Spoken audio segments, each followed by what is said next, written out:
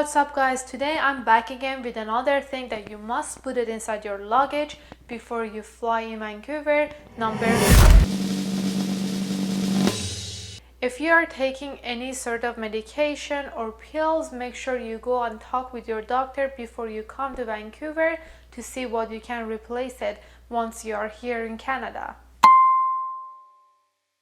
If it's a very necessarily pills or medication that you have to take it every day just to be safe, make sure that you bring some medications for your first couple days after arrival here, because sometimes you go to the pharmacy and they might not have that product right away inside their shelves and they ask you to wait another couple weeks.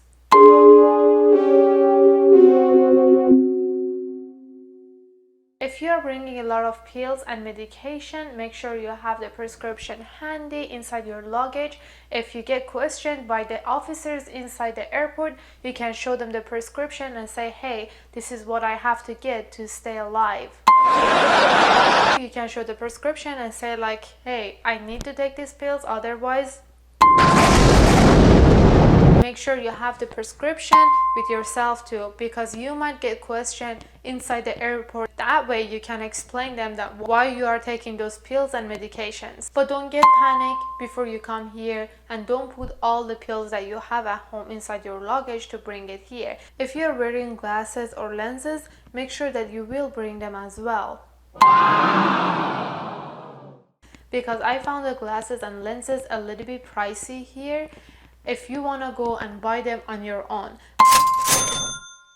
After a year or so, once you start working somewhere for more than 3 months, they probably gonna cover a big percent of your cost once you go to the eye doctor or dentist or any other stuff that is related to your health. Different jobs might cover a different amount of money. It depends what kind of a job you get and what they are offering to you. Sometimes the workplace covers 100% of the cost and you don't have to pay anything. But sometimes they pay like 80% of the cost that you go to the dentist and you only have to pay the rest.